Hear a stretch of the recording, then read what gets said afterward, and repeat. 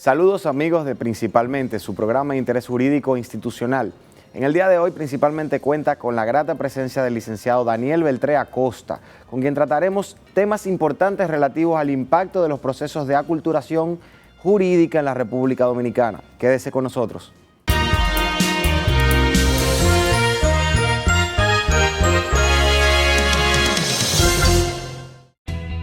Desde el 1989, Seaboard se convierte en la primera generadora privada de energía de República Dominicana. En el 2012, reemplaza sus unidades de generación por la unidad Estrella del Mar 2, que opera con gas natural como combustible, armonizando con el medio ambiente y poniéndose a la vanguardia en la producción de energía limpia. Seaboard, comprometidos con la satisfacción de sus clientes, el desarrollo nacional y el medio ambiente.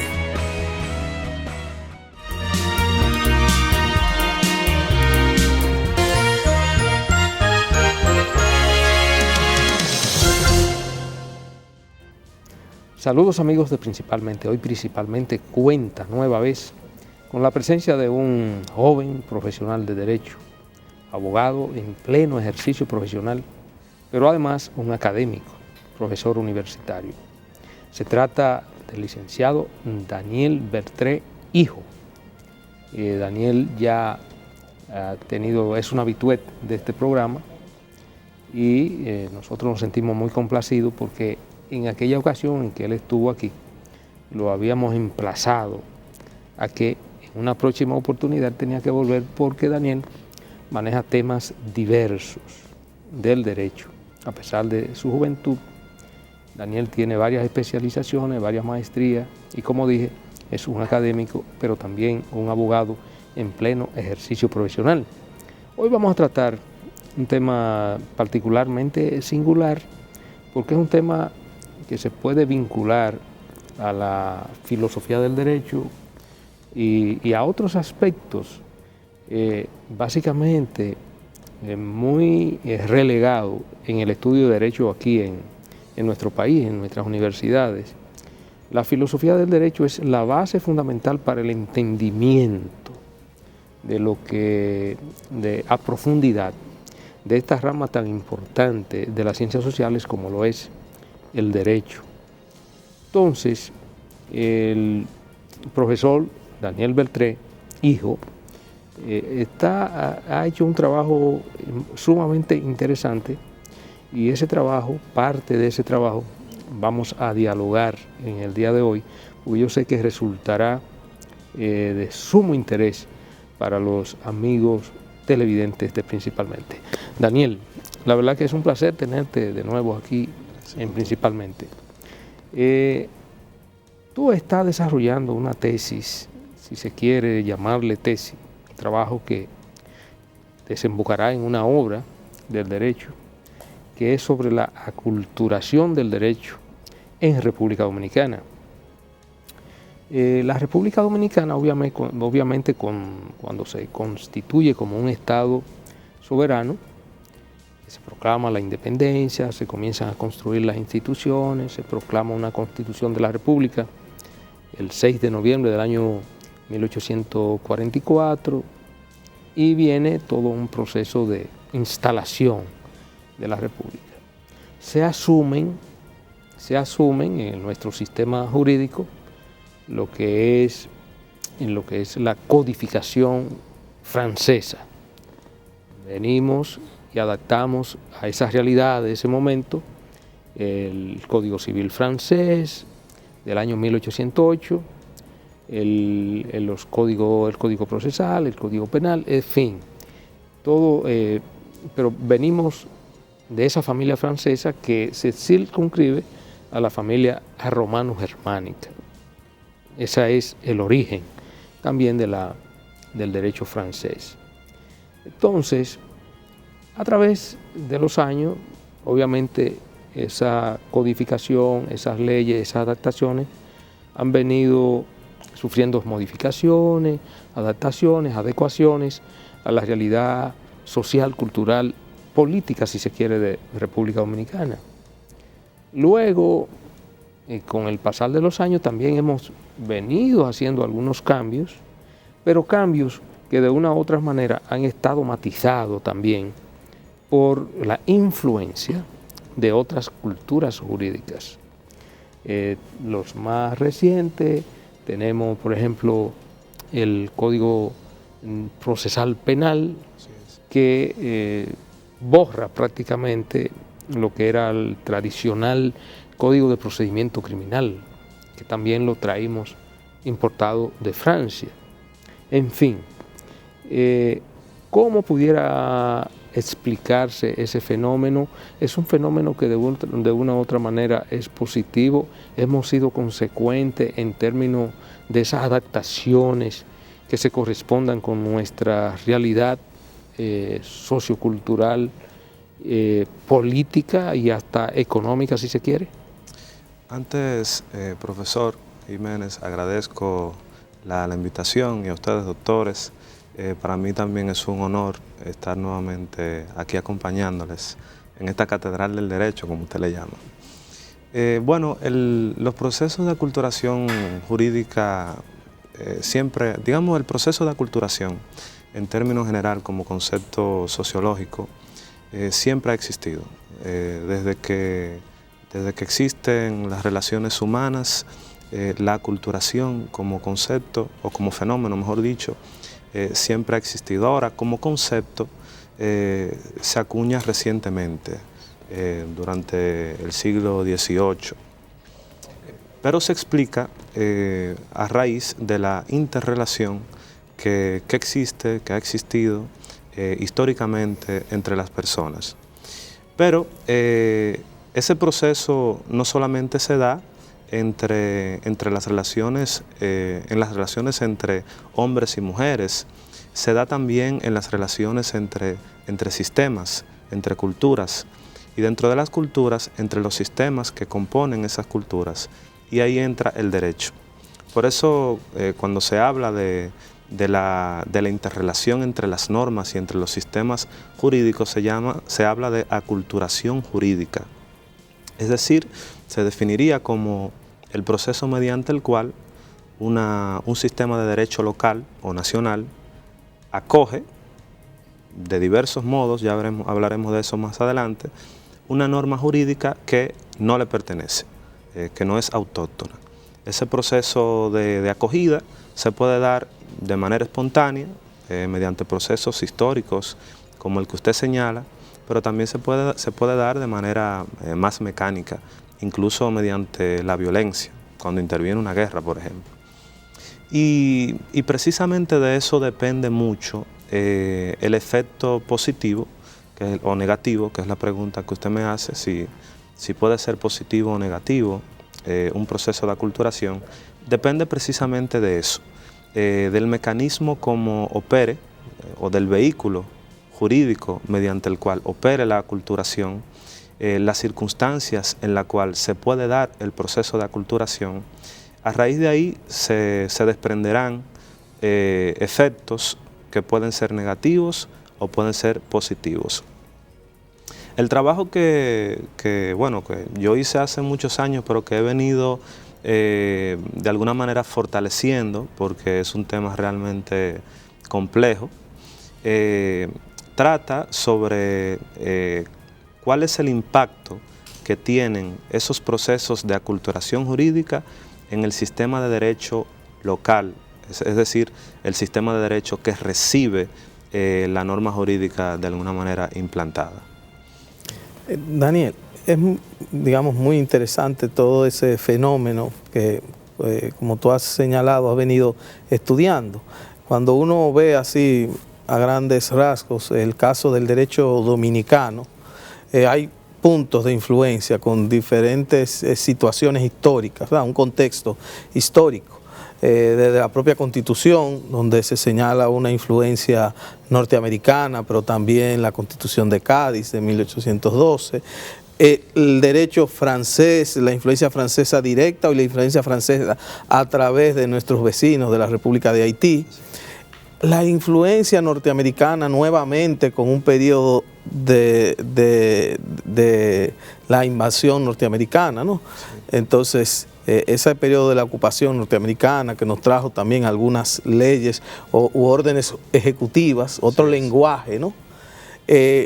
Y más recientemente, de una manera, si se quiere, fruto de un mundo que ha prometido libre circulación de bienes, de personas, pero también de ideas, y de un mundo también que se encuentra mucho y que proyecta la armonización, la globalización, el que se hable un lenguaje común, también nos lleva a que un derecho local como el dominicano esté frecuentemente enfrentado a esas relaciones o interrelaciones que cambian mucho, que ya no es tan sencillo quizás como el derecho que veíamos hace unos años, en el cual prácticamente había una fuente primordial, que era el derecho francés, y que solamente habría que ver, bueno, esta ley es una ley que responde, es una traducción, localización, actualización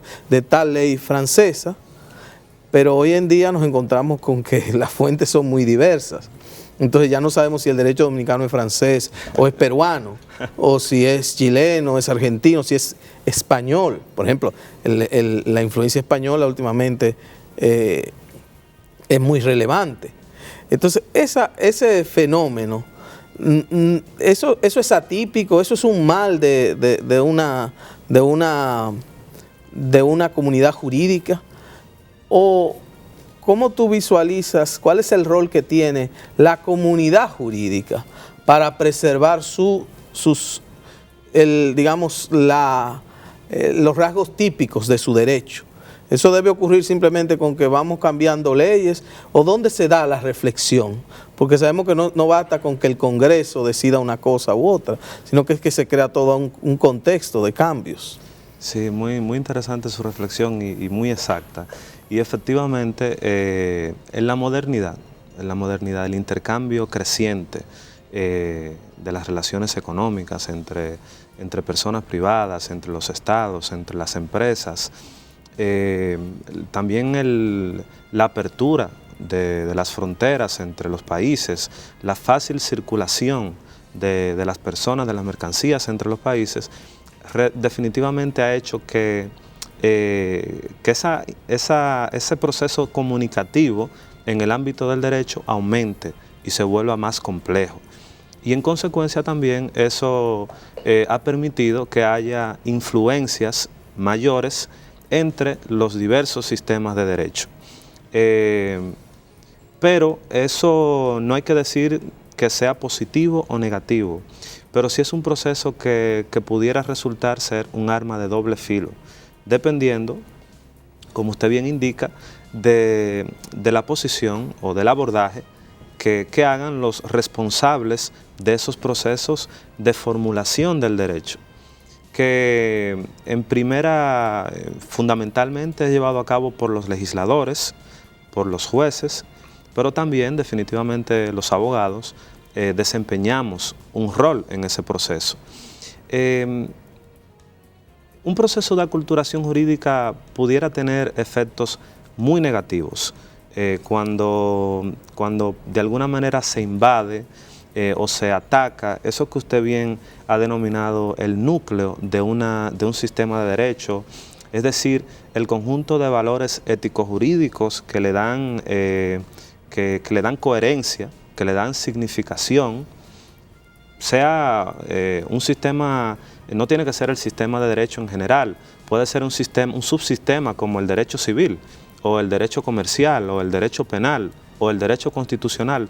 Cada uno de esos sistemas tienen un núcleo de principios que le dan armonía y que le dan unidad. Cuando eso no sucede, entonces se atenta contra esos sistemas.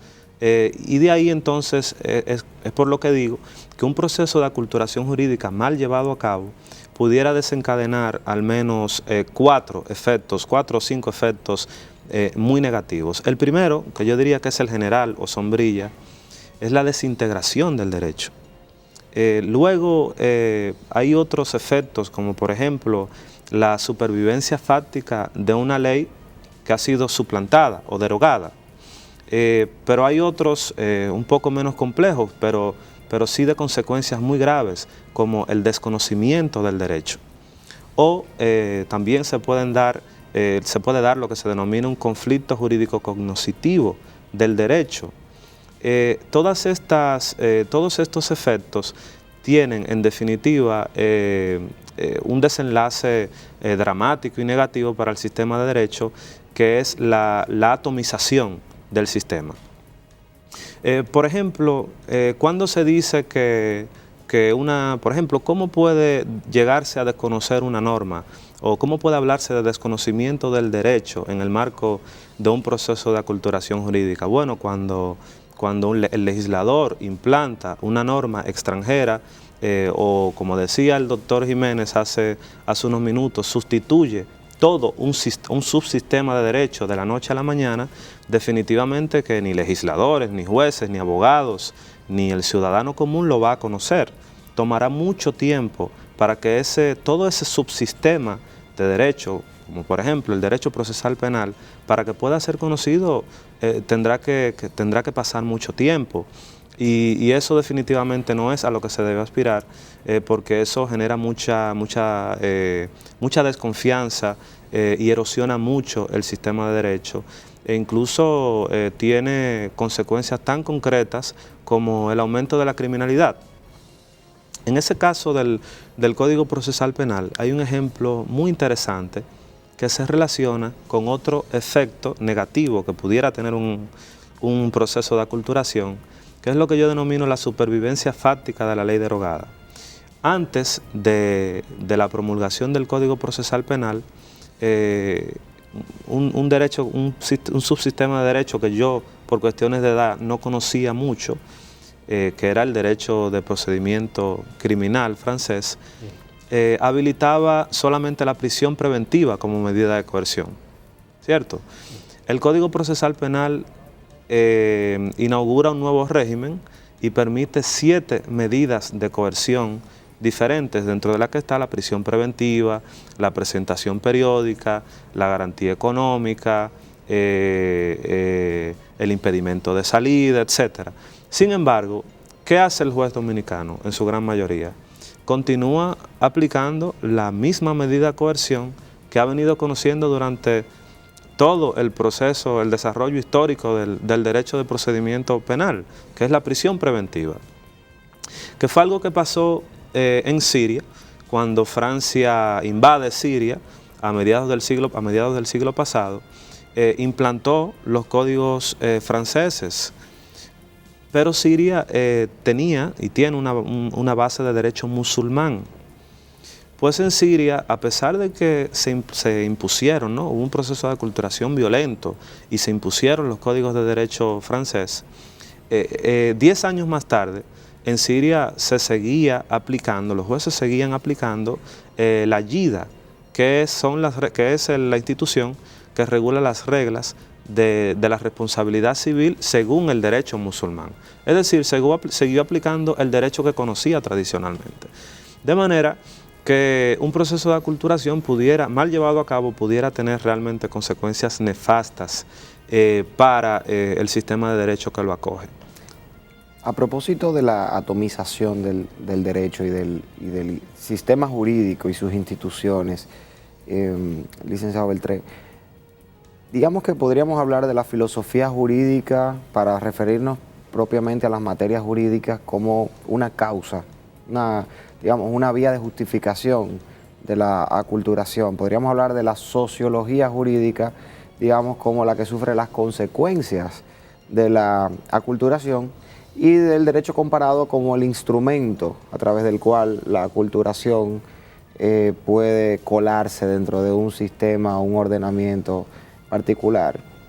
Vamos a quitarle o ponerle un poco más, pero creo que grosso modo podríamos encerrarlo de esa forma, por lo que muy bien ha explicado ahora.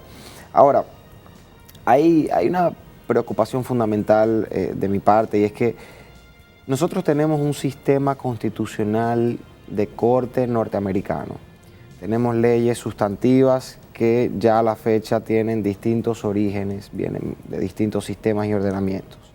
tenemos leyes procedimentales como es el mencionado Código Procesal Penal, que tiene un corte más iberoamericano, pero tenemos un Código Penal francés todavía.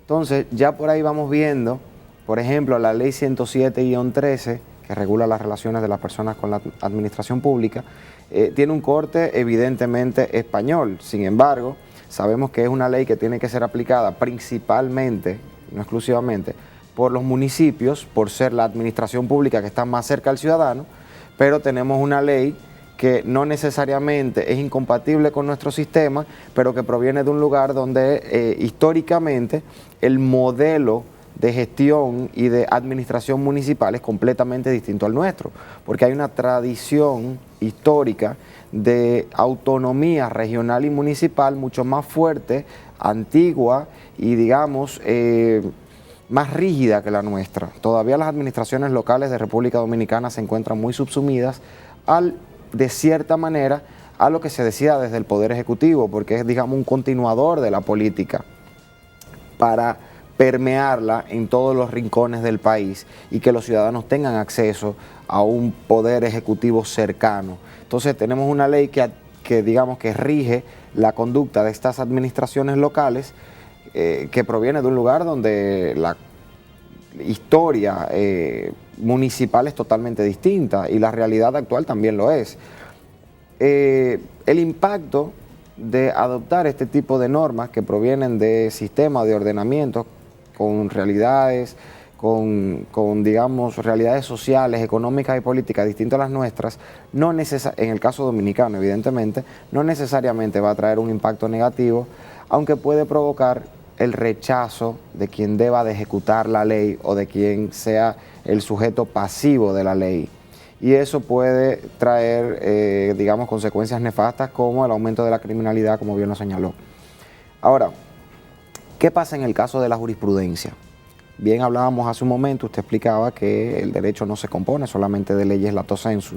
También tenemos jueces como creadores del derecho, sobre todo ahora que tenemos un tribunal constitucional desde el año 2010 que tiene que garantizar la aplicación de los principios constitucionales y tiene jurisdicción constitucional, pero en absolutamente todas las materias y todos los procesos.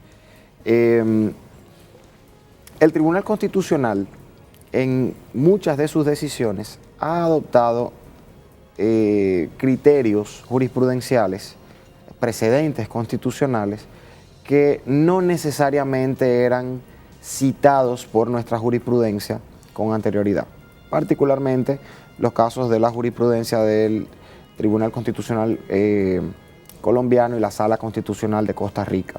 Si bien nosotros podíamos, los jueces nuestros podían tomar algunas ideas, algunos ejemplos, incluso la doctrina, por primera vez con tanta regularidad se ha normalizado el uso de la jurisprudencia extranjera no convencional, como yo quisiera llamarle, por no ser la típica jurisprudencia española o francesa, que es la que siempre usamos, o digamos la supranacional, la de las cortes internacionales, según la materia que corresponda. Entonces, aquí viene mi preocupación. Hay sistemas, ordenamientos, más que sistemas, ordenamientos jurídicos que están penetrando el nuestro a través de la jurisprudencia, como son los casos que recién menciono, pero hay legislaciones que se han impuesto en nuestro país, pero que no están causando el impacto deseado porque los actores y los sujetos obligados por estas normas no están, digamos, acatándola, no la han incorporado en su comportamiento jurídico. Entonces, ¿qué ocurre cuando hay esta disyuntiva de que no hay expresamente una intención de provocar esa aculturación, sino que se está dando por obra y gracia de la jurisprudencia, pero cuando el legislador tiene la intención de traer aquí instituciones y, digamos, herramientas jurídicas que no están siendo acogidas por la población y por las autoridades que tienen que aplicarlas? ¿Qué puede provocar esta situación? Vamos a aprovechar para hacer una pausa. Claro. Y en el regreso, el profesor Daniel va a responder esa inquietud. Interesante inquietud. Francisco.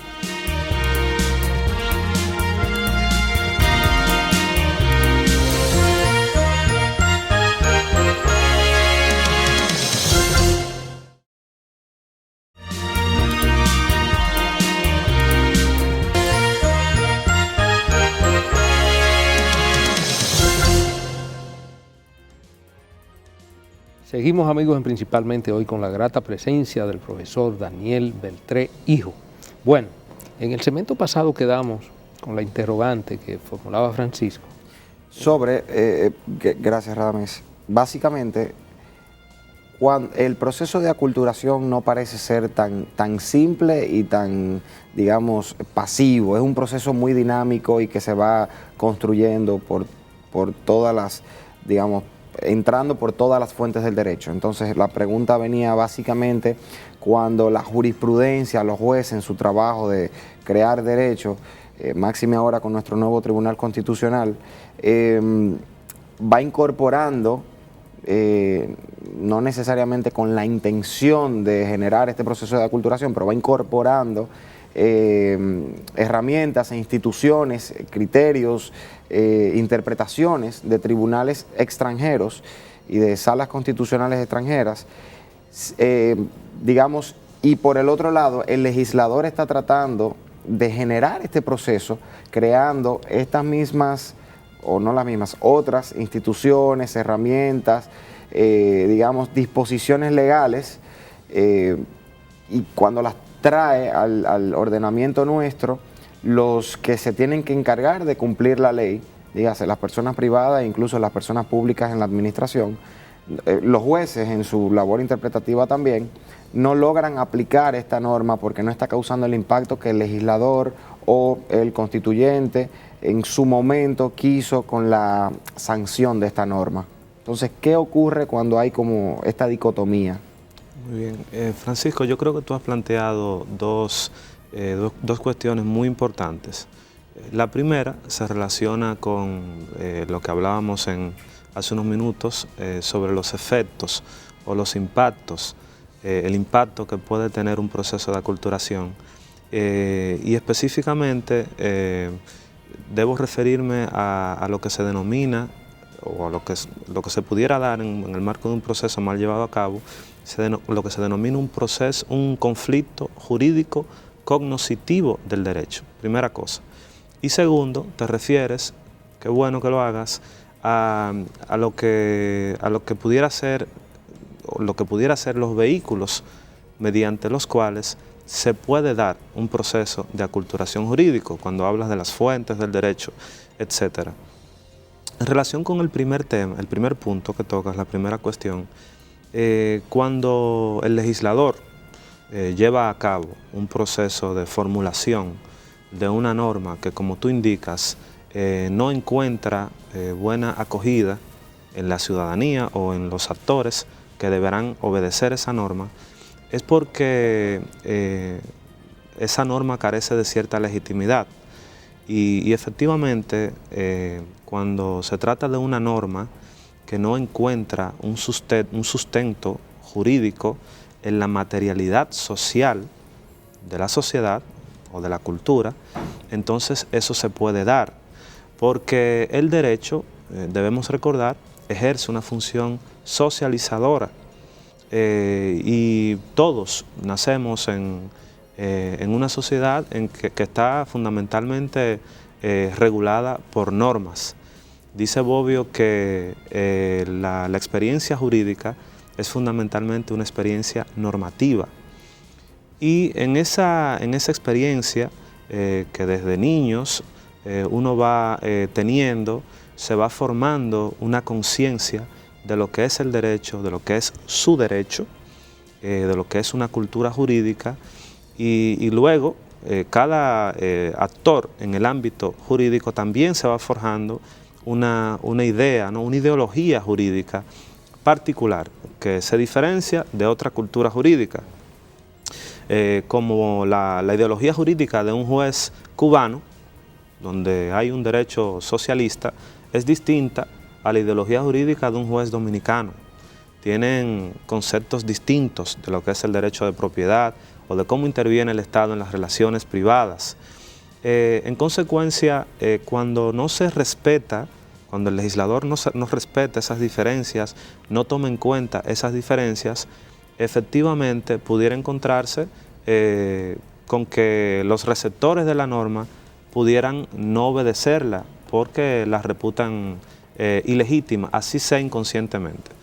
Decía o dijo un teórico del derecho alemán que el derecho no puede ser derecho, el derecho cuando no es derecho aunque se presente en la forma de ley, dice él.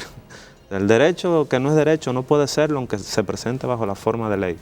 Eso quizás es un poco radical, pero lo que quiere decir este teórico es que el derecho tiene que estar dotado de cierta legitimidad, y esa legitimidad muchas veces se encuentra, casi siempre se encuentra, en los sustratos sociales de una determinada comunidad. De manera que eso así pudiera ser definido, ese impacto negativo así pudiera ser definido. Cuando te refieres a la complejidad del proceso de aculturación y de cómo puede darse, hablas de que el legislador pudiera impulsar un proceso de este tipo, o un juez, cuando hablas de que con frecuencia se citan decisiones de otros sistemas de derecho, es muy normal y también es muy bien acogido, y a veces los jueces toman en consideración esas jurisprudencias. Tienes razón. Y de hecho, un proceso de aculturación puede operar mediante diversos mecanismos, fundamentalmente mediante dos grandes mecanismos. Mediante la intervención de los poderes públicos o mediante la intervención de la voluntad privada. En el primer caso, cuando interviene el poder público, se da precisamente mediante la jurisprudencia o mediante una ley. Puede operar un proceso de aculturación. En el ámbito privado se da mediante, por ejemplo, un contrato, mediante las relaciones contractuales entre las partes. Y yo pongo, por ejemplo, el caso de contratos comerciales que no están regulados en nuestra legislación, pero que son de uso muy frecuente en la práctica comercial entre abogados y entre personas privadas. El contrato de factoring, el contrato de franquicia, son contratos que no tienen un origen en nuestro derecho, pero que sin embargo, mediante la práctica contractual, mediante la práctica privada, se incorporan esas figuras jurídicas a nuestro derecho y se hace de buen modo. Ejemplo de aculturación jurídica mediante la ley, muchas. En nuestra historia tenemos muchas. El doctor Jiménez citaba ahorita el caso de los derechos del código napoleónico, los códigos napoleónicos. Todos esos códigos están en nuestro sistema de derecho como consecuencia de un proceso de aculturación mediante la ley. El legislador los impuso y han tenido un efecto positivo, sin embargo. El Código Procesal Penal, que como tú también indicabas, es una legislación que entra a nuestro sistema de derecho en el marco de un movimiento de leyes modelos, que es un nuevo vehículo en la modernidad de la aculturación, las denominadas leyes modelos, que nos vienen impuestas muy a menudo a través de organismos internacionales. Por ejemplo, la ley de arbitraje, el propio Código Procesal Penal, la Ley de Derecho Internacional Privado, que ahorita el doctor Jiménez la mencionaba también. Las 40 recomendaciones. ¿Ah? Las famosas 40 recomendaciones. Las famosas recomendaciones, es decir, todos esos son vehículos mediante los cuales puede operar un proceso de aculturación jurídica. Bien. Bueno, Daniel, ciertamente esos son procesos que se vienen desplegando a través de los años. No es una novedad, y sobre todo que en los estados en formación, como fue el estado nuestro, que era el que hablábamos, de aquella época en que se constituye la República, la influencia que tuvimos fue fundamentalmente la influencia francesa, cuya raíz es la romano-germánica. Pero eso no para. Por ejemplo, nosotros, la reforma jurídica más importante que hemos tenido en este siglo, el siglo XXI, que es la nueva Constitución del año 2010, es una Constitución que tiene fuertes influencias, básicamente española. que Francisco hacía referencia. Y hemos tenido influencia española en otro tipo de legislación, la nueva ley contenciosa administrativa, incluso los asesoramientos para la conformación de esa ley son grandes juristas españoles y tenemos esa influencia. Pero la Constitución, nuestro estatuto jurídico político más importante, pudiéramos decir que si se quiere, se considera como una nueva Constitución.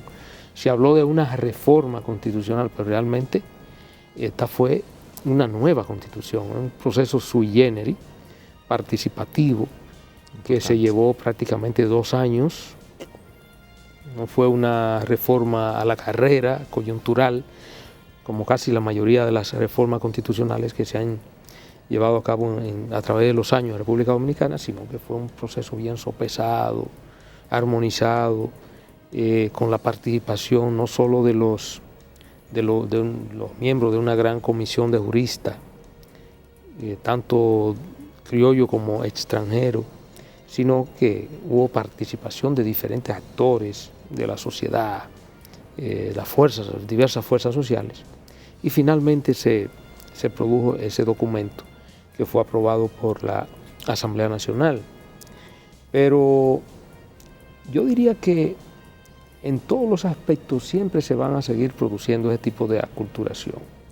Ahora, con la irrupción de la gran revolución tecnológica, que de manera determinante está incidiendo y reorientando la visión del mundo, no solo en el aspecto jurídico, sino también en el aspecto económico, social, político, cultural, y que ha incidido en todos los ámbitos, y que incluso se está hablando de figuras que antes eran inéditas. Ahora se habla de un procomún colaborativo, se habla de una sociedad del costo marginal cero. En fin, el derecho como tal y como ciencia social también tendrá que reencauzarse frente a esos nuevos fenómenos, y el proceso de aculturación se acentuará aún más. Así es. Se acentuará aún más, sobre todo con la exportación por parte de esas sociedades más avanzadas que la nuestra, como el caso de Estados Unidos, el caso de la Comunidad Económica Europea, donde esa revolución tecnológica ha impactado también de manera determinante, e incluso sociedades a un tanto cerradas como la sociedad china también se ven impactadas. De manera que el derecho como un fenómeno y como parte del momentum de dominación de la sociedad en ese momento determinado, en ese periodo determinado, también tendrá que reflejar cambios. Yo me leí una obra hace muchos años, incluso siendo estudiante universitario, que me llamó mucho la atención y siempre la recuerdo. Es una obra que escribió un eminente jurista chileno llamado Eduardo Noboa Monreal, que se llama El derecho como obstáculo al cambio social. Interesante. Obviamente un jurista de pensamiento progresista, con idea de avanzada, idea socialista, que ve el derecho como parte del sistema de dominación y obviamente el derecho impuesto por siempre en todas las sociedades, no importa cuál tipo de sociedad, sea socialista, sea capitalista, impuesto por las clases dominantes de ese momento, las clases que tiene el monopolio, sobre todo de los medios de producción social. De manera que el derecho, y refiriéndonos a la aculturación, es como fenómeno, ese proceso de aculturación se ha producido en el tiempo, en la historia, y pienso que, recapitulando, que se profundizará ese proceso de aculturación con estos nuevos fenómenos, como el que no hemos referido, y que tiene que ver, por ejemplo, con la gran revolución tecnológica que está impactando de manera determinante todos los actores del mundo social, político y económico de la humanidad. Desde esa óptica, ¿cómo tú avisoras que será el proceso de aculturación del derecho a escala global? Usted ha mencionado un término que me llamó mucho la atención, y es que habló de la exportación de normas jurídicas por parte de países muy desarrollados. Y es cierto, porque el derecho, la cultura es una mercancía. La cultura definitivamente es una mercancía. Y el derecho se enmarca dentro del conglomerado cultural de una nación. Y en consecuencia hay aspectos del derecho que efectivamente se exportan. Y hay países como nosotros que los recibimos, lo importamos con mucha frecuencia. El reto está en cómo se adopta, cómo se recibe esa norma.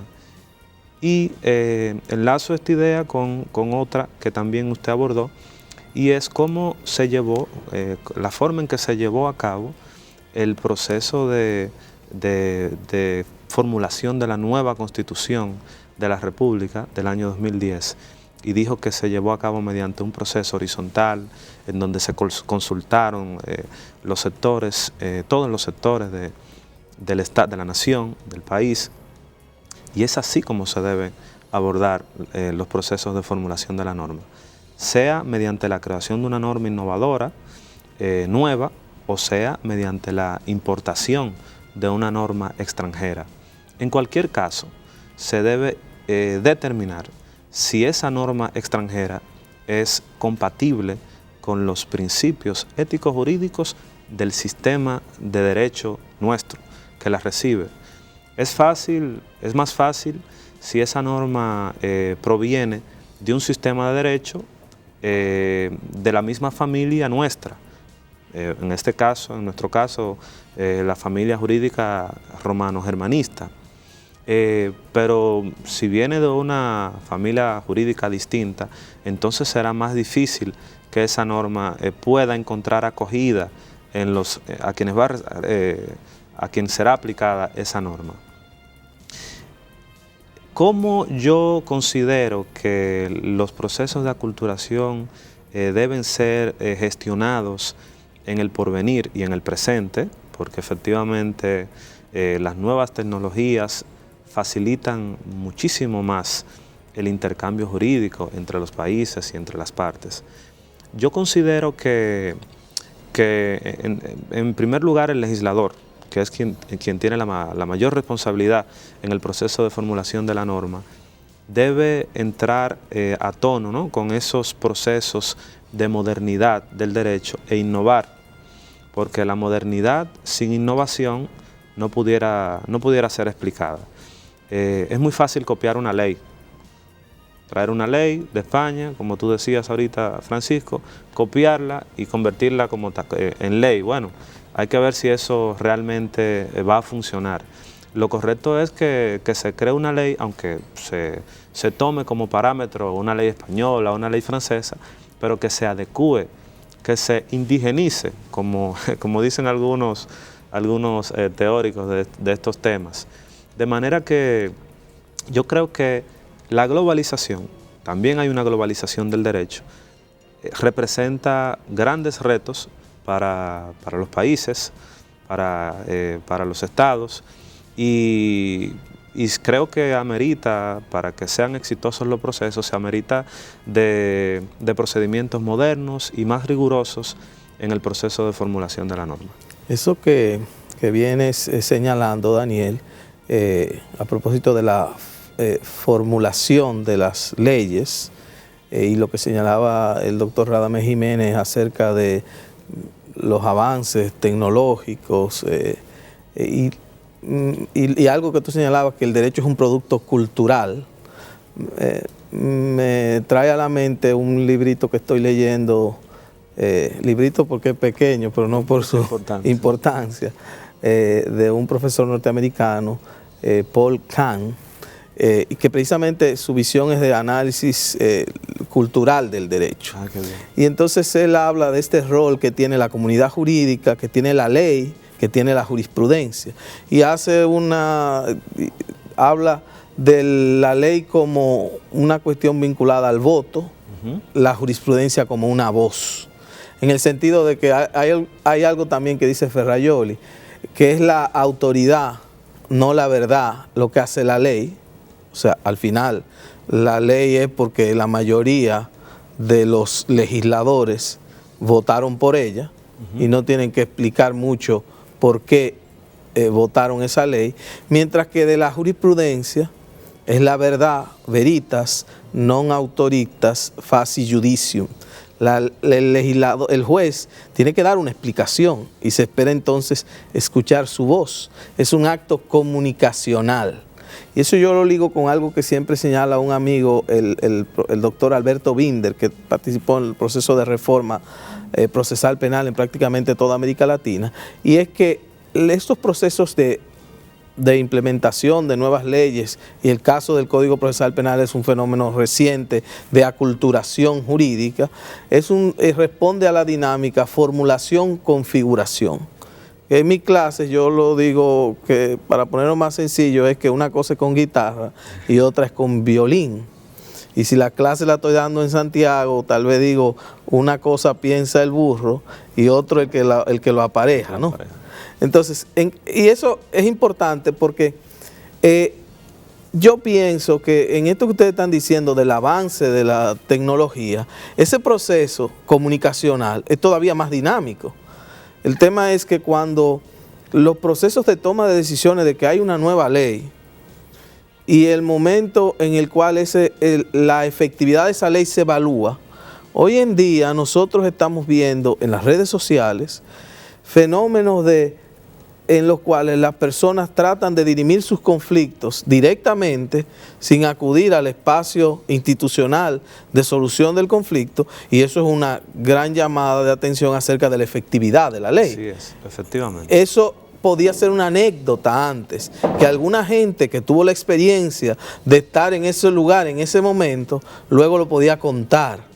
Ahora resulta que lo vemos todos, los que formamos parte de la comunidad. Entonces, en ese contexto, esta dinámica, formulación, configuración, y por eso es lo que siempre me llama la atención, cómo lograr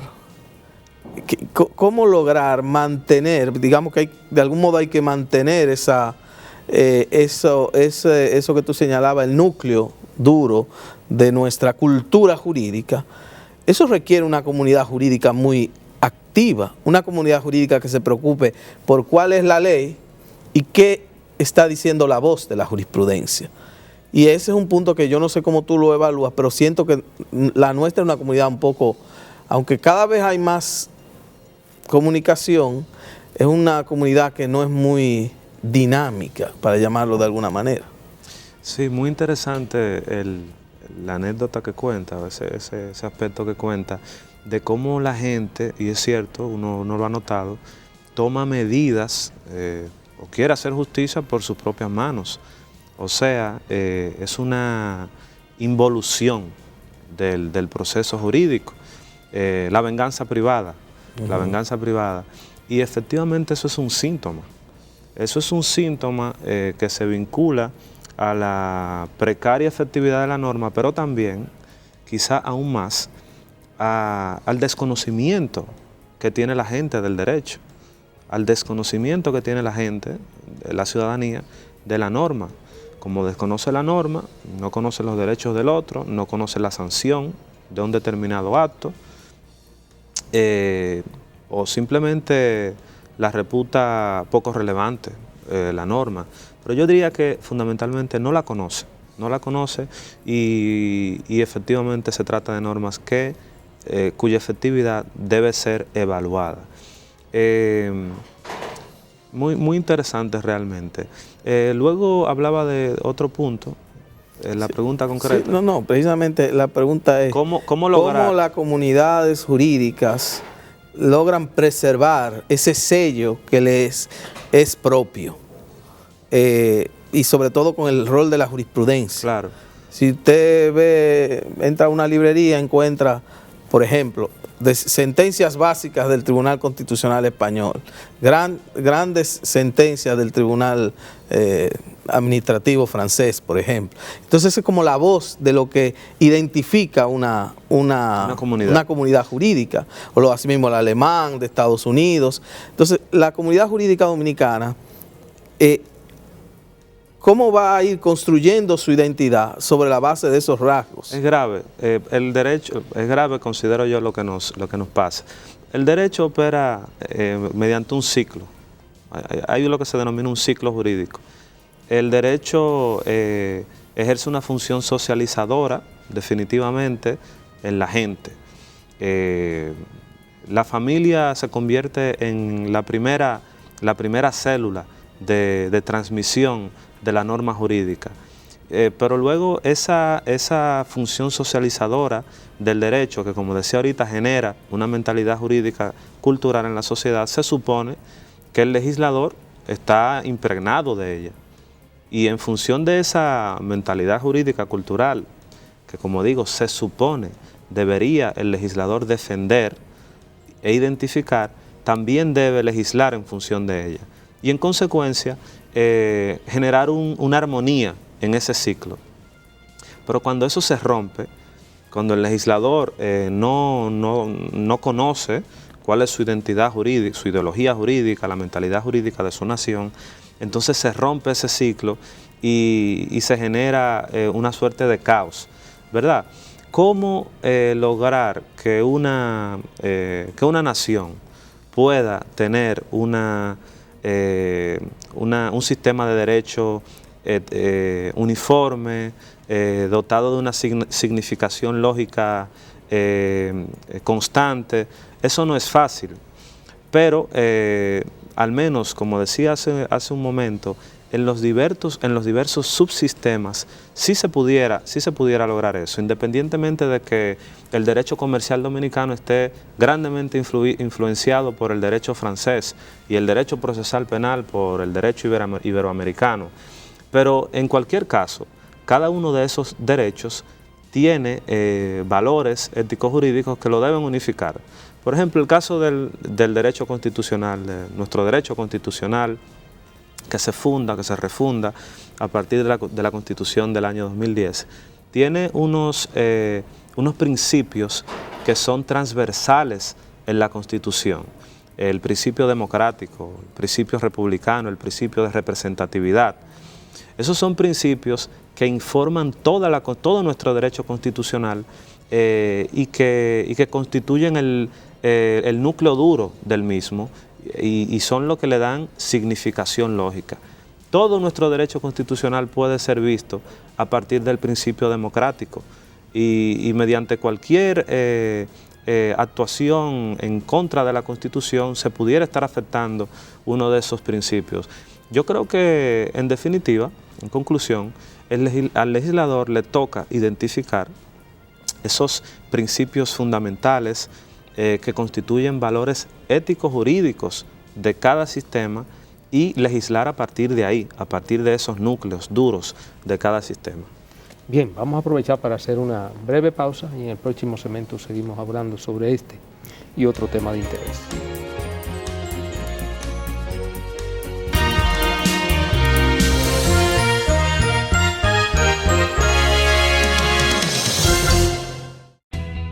Desde el 1989, Seaboard se convierte en la primera generadora privada de energía de República Dominicana.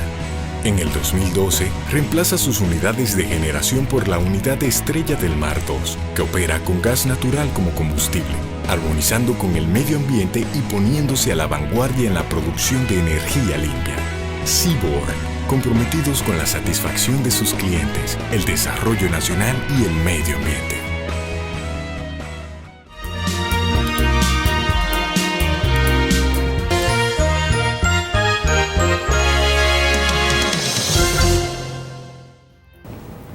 Bien, seguimos.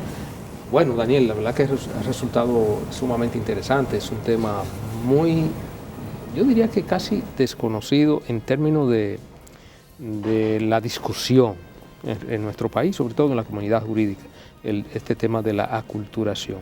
A pesar de que siempre sabemos de la influencia que tenemos de diversas partes, de diversos países y fundamentalmente la influencia francesa, que fue la primera, pero que ya tenemos influencia anglosajona con el Código Procesal Penal, tenemos influencia española e incluso influencia alemana. De manera que es un tema interesantísimo y que ha resultado muy amena, sobre todo tu explicación, muy didáctica. Francisco había quedado con una inquietud y ya con el poco tiempo que nos queda vamos a cederle y pasarle el bate a Francisco para que... Gracias. Daniel, en el caso del derecho de la regulación económica, donde podemos ver que hay una intervención del Estado en determinadas actividades económicas, discúlpame si me voy muy al grano, pero para aprovechar los minutos que nos quedan, el regulador, digamos, el legislador o el ente administrativo que vaya a ejercer la potestad normativa, reglamentaria, siempre tendrá opciones. Tendrá la opción de regular determinada actividad económica generando una intervención estatal, tendrá la facultad de dejar al libre albedrío de las empresas o de las personas que generan o que, digamos, están ejerciendo esa actividad económica, o como ha sucedido recientemente en algunas economías colaborativas, como es el caso de Airbnb, de Uber, de Cabify, que el Estado hace lo que se llama permite que haya una autorregulación regulada. Lo que se regula no es la actividad en sí, sino los sujetos que la llevan a cabo. Es un concepto muy novedoso que vi recientemente en España. Y, digamos, en este entramado de posibilidades, el Estado podría tomar actitudes similares a las de otros estados frente a este tipo de actividad y expresamente, digamos, a propósito, no legislar, no regular determinada actividad. Digamos que Estados Unidos decidió dejar que Uber se autorregule, no intervenir en esta actividad, y República Dominicana, tomando ese ejemplo, hace exactamente lo mismo. Podríamos decir que esto también es aculturación y, consecuentemente, viene la pregunta: ¿cuál es el alcance del término aculturación? ¿La aculturación llega hasta que se adopta la norma, hasta que impacta a la sociedad, o hasta dónde llega este concepto para poder saber si algo pertenece al proceso de aculturación o no? Bueno, Francisco, tú me has dado una gran idea para mi investigación. Un nuevo modelo de aculturación sería la aculturación por omisión. Pudiera ser, sobre todo si interviene lo que tú dices, la voluntad expresa para dejar una laguna, digámoslo así, en una determinada actividad económica o privada.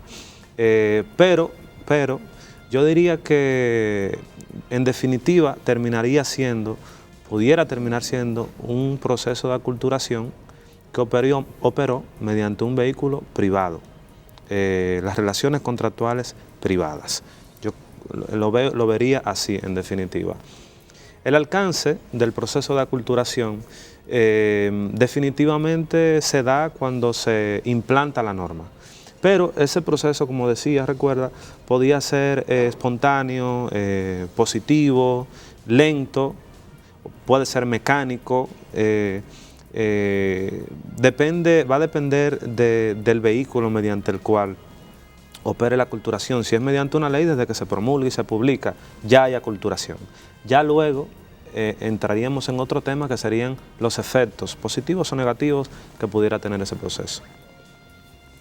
Muy bien.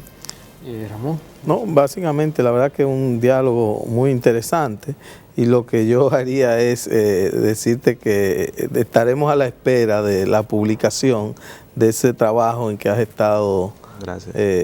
Digamos, yo sé que de hace mucho tiempo, pero ya hasta con esta nueva idea que te ha dado Francisco, claro. Nos muestra de nuevo ese tema de que el derecho es una decisión, digamos, algo que se formula, pero que también requiere ajustes. Porque la pregunta que yo me hago es, esos problemas de efectividad que hay en el derecho, implican simplemente que, bueno, se da así, es inefectivo, o hay algo más después que tú implantas una ley. Pero eso yo creo que ya son temas que no sé si tenemos tiempo para discutirlos en el programa. Sin embargo, ahorita, ya para concluir, ahorita usted mencionó algo que me llamó mucho la atención y se relaciona mucho con una parte del trabajo en el que se analizan las ideas primigenias de cada una de las familias de derecho, de los sistemas de derecho, la familia romano-germanista, la familia de derecho costumbrista o anglosajona, el derecho musulmán, los derechos socialistas, los derechos filosóficos religiosos. Y usted, citando a Ferrajoli, decía que él hablaba de la diferencia entre cómo opera la ley, el derecho mediante la ley y mediante la jurisprudencia. Y decía que la ley se vincula mucho a la autoritas y la jurisprudencia a la voz, a un proceso comunicacional. Sí, a la verdad, digamos, sobre lo que sea. La ley también puede ser la verdad, pero es así. Y cuando yo trato, por ejemplo, o trato de explicar la idea primigenia en el derecho romano, es decir, el derecho escrito, efectivamente el concepto de autoridad, de la mano, y de cómo la ley, cómo la manus romana se convierte en la ley, ese es el espíritu que informa al derecho romano y a los derechos escritos, como el nuestro. Sin embargo, en los derechos de formulación judicial, el proceso es distinto, es más evolutivo y se inspira más en la dinámica cultural, definitivamente, en la costumbre del día a día. Bien, la verdad, Daniel, que ha sido extremadamente didáctica. Esperamos que cuando ya tú vayas a publicar tu obra, porque es una obra muy novedosa, nosotros exponerla y tú la expliques ya con mucho más tiempo al público principalmente. ¿Qué será el tema fundamental? Me imagino que el título de la obra será La aculturación del derecho en República Dominicana, algo así por el estilo. No sé el título que tú le vas a dar. El impacto de los procesos de aculturación en los sistemas de derecho, claro, enfocado al derecho dominicano. Excelente. Bien, muchas gracias.